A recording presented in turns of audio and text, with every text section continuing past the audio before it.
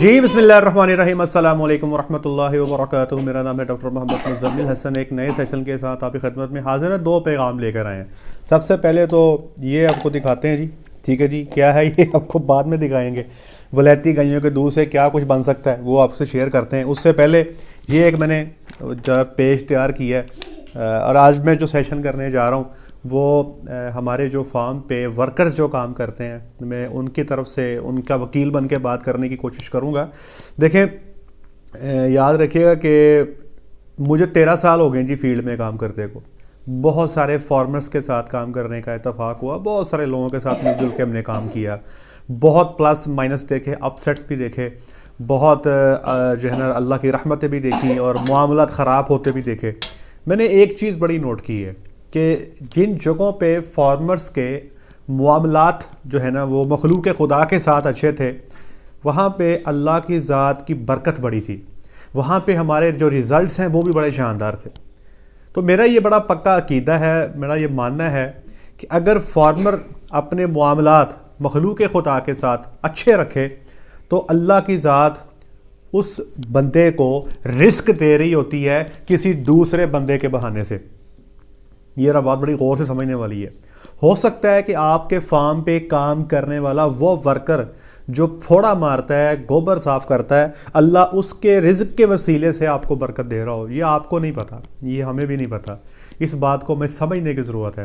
تو میں آج ان ورکرز کے حوالے سے بات کرنا چاہ رہا ہوں۔ یہ دیکھیں جی، یہ میں نے ایک 4 جو ہے نا جی فیملی، 4 بندوں کی جو فیملی ہے اس کا خرچہ نکالا ہے، میاں بیوی اور 2 بچے، اور بالکل آپ کہہ لیں کہ ہاتھ دبا کے، جیسے آج کل مہنگائی ہے نا جی، بالکل ہاتھ دبا کے میں نے یہ خرچہ نکالا ہے۔ اس میں جو کوکنگ آئل ہے، چاول ہیں، اس میں آٹا ہے، اس میں 2 کلو چینی ہے، 1 کلو دال چنا ہے، آدھا کلو دال مونگ ہے، نمک ہے، کیچپ ہے، ہلدی ہے، لال مرچ ہے، اور اس میں مکس مسالہ ہے، سرف ہے، لیمن میکس بار ہے، نہانے کا صابن ہے، جو ہے پتی ہے، شیمپو ہے، اور یہ جو ہے نا جی یہ پتہ نہیں کیا لکھا ہوا ہے، برل جو بھی ہے، یہ ٹوٹل یہ جو گروسری کے اندر جو چیزیں آ جاتی ہیں مین یہ۔ اس کے علاوہ 1 مہینے کے جو انڈے کا خرچہ ہے، جو بریڈ کا روٹی کا خرچہ ہے، اور چکن کبھی کبھی غریب بندہ بھی کھا ہی لیتا ہے جی، دل تو اس کے بچوں کا بھی کرتا ہے کہ وہ چکن کھائیں، اور سبزی۔ یہ سارے خرچے آپ جمع کر لیں تو آپ حیران ہو جائے گا سن کے کہ خرچہ کتنا بنتا ہے۔ 1600 کا تھا کوکنگ آئل بن گیا، 540 کے چاول بن گئے، 1280 کا آٹا، آپ کو پتہ ہے جی اس وقت 1280 روپے کا 10 کلو کا بیگ مل رہا ہے۔ شوگر جو ہے 2 کلو کا پیک 270 روپے کا ہو گیا، دال چنا 245 روپے کی کلو، دال مونگ 135 روپے کی آدھا کلو، ٹھیک ہے جی۔ پھر ہلدی 200 گرام 126 روپے، لال مرچیں 200 گرام 250 روپے، یہ سارا خرچہ لکھا ہوا ہے۔ لائف بوائے کا صابن 50 روپے کی جو ہے نا وہ جو آپ کی ہو چکی ہے اس وقت، جو ایک ٹکی جو ہے 475 گرام کی جو پتی ہے وہ 749 روپے کی ہو گئی ہے۔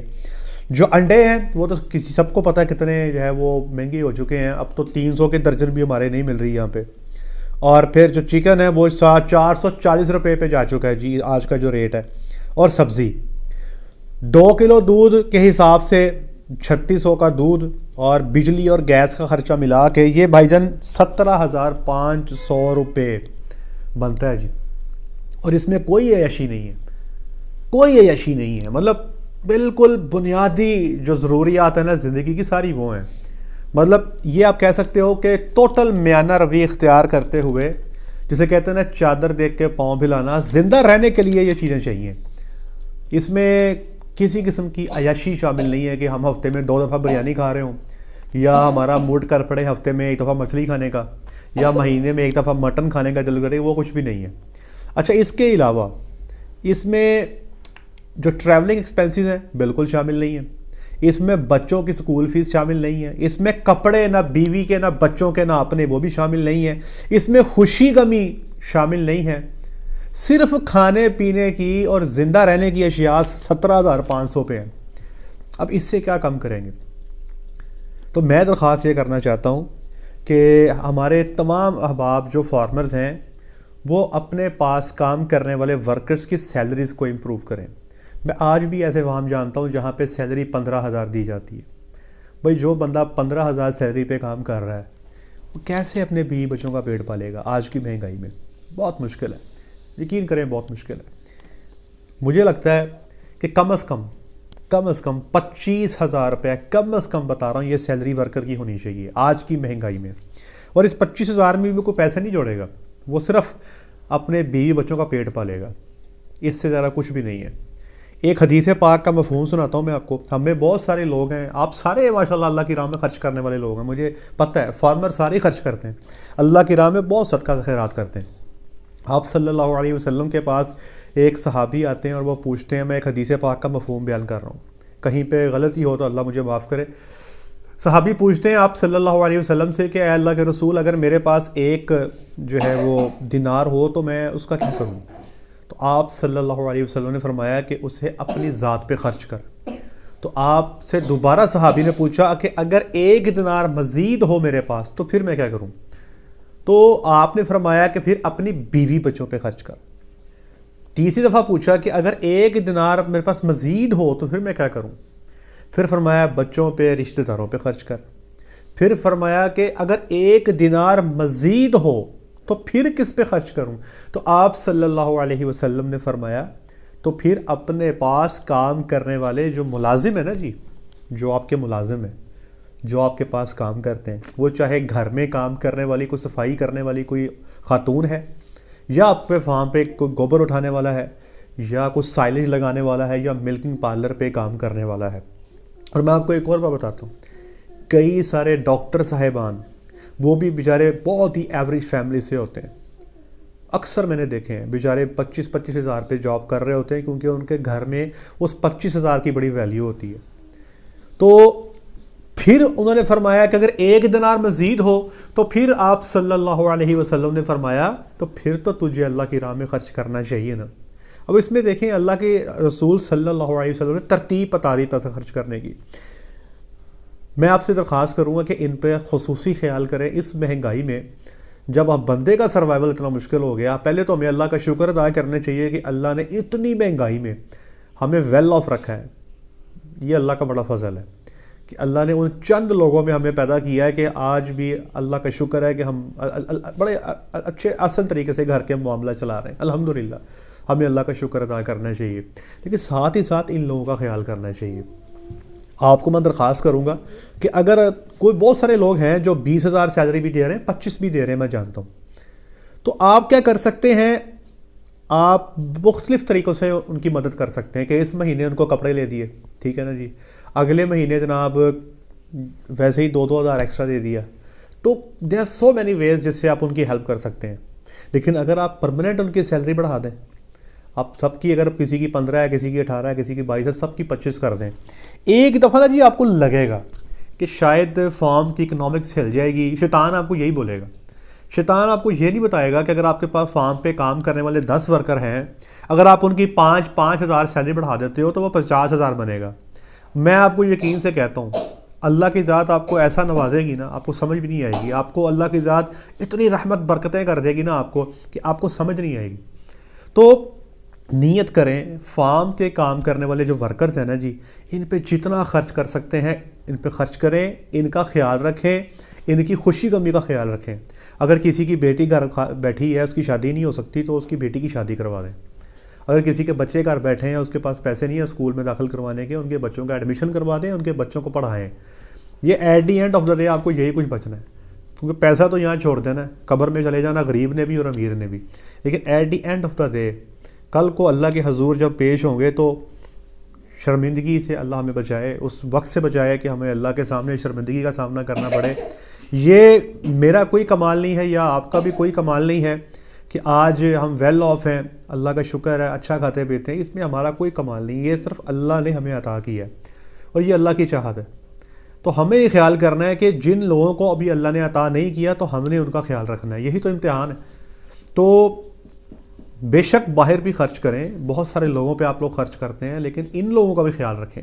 اچھا یہ تو ہوگی بات، ایک ریکویسٹ جو کرنی تھی۔ دوسرا یہ دیکھیں جی، یہ ذرا چیک کریں، یہ دیکھیں آپ لوگ ماشاءاللہ، یہ لوگ کہتے ہیں کہ ولیتی گائیاں جو ہے ان سے دہی نہیں بنتا، یہ نہیں بنتا، وہ نہیں بنتا۔ یہ دیکھو یار، یہ ولیتی گائیوں کا دودھ ہے، یہ دیکھیں کیسا زبردست دیسی گھی ہے، یہ دیکھیں یہ دیکھیں جناب، یہ ہم نے گھر بنایا ہے، میں ابھی گھر میں ویڈیو ریکارڈ کر رہا ہوں، یہ چیک کریں اس کی خوشبو میں آپ کو ایکسپلین نہیں کر سکتا بھائی میرے. ہمارے ریلیٹیوز میں ابھی کسی نے نا جی گاؤں سے دیسی گھی منگوایا تو وہ ان کو 3000 کا کے جی ملا اور وہ بتا رہے ہیں کہ اس کی کوالٹی یہ نہیں ہے. تو 3000 کا 1 kg یہ مجھے میرے رشتہ داروں نے بتایا اور وہ بتا رہے ہیں کہ اس کی کوالٹی یہ نہیں ہے. تو یہ اب آپ دیکھیں نا جی کہ یہ کتنی اچھی چیز ہے، گھر میں بن رہی ہے، فلیتی گائیوں کے دودھ سے بن رہی ہے بھائی، دیکھ لیں. تو جو گائیوں کا دودھ ہے بھائی، یہ میں تو اپنے گھر میں استعمال ہی وہی کرتا ہوں، ٹھیک ہے. اچھا ہوتا ہے صحت کے لیے، کوئی ایسی مسئلے والی بات نہیں ہے، اس سے دہی بھی بنتا ہے، گھی بھی بنتا ہے، سب کچھ بنتا ہے، ٹھیک ہے نا. تو یہ الحمدللہ ہم اپنے گھر میں خود بناتے ہیں اور بچے یہی استعمال کرتے ہیں. اور ہاں، ہمارے ولیجز میں یہ جو دیسی گھی ہوتا ہے نا، یہ گائے کو جب وہ بچہ دینے کے نزدیک ہوتی ہے نا تو آخری مہینے میں 2-2 3-3 کلو کھلا دیتے ہیں. تو میں اکثر فارمر سے کہتا ہوں کہ یار یہ جو دیسی گھی ہے نا اپنے بچوں کو کھلایا کرو، بہت اچھی چیز ہے بچوں کے لیے. گائیوں کو ہم آپ کو یہ اور بہت ساری چیزیں ہیں جو آپ دے سکتے ہیں، یہ انرجی کا سورس ہے، ٹھیک ہے. ہم نے بھی ایک پروڈکٹ متعارف کروائی ہے، کلوزر پریمکس. بچے کو گائے کو جب بچہ دینے میں 1 مہینہ رہ جاتا تب استعمال کرواتے ہیں.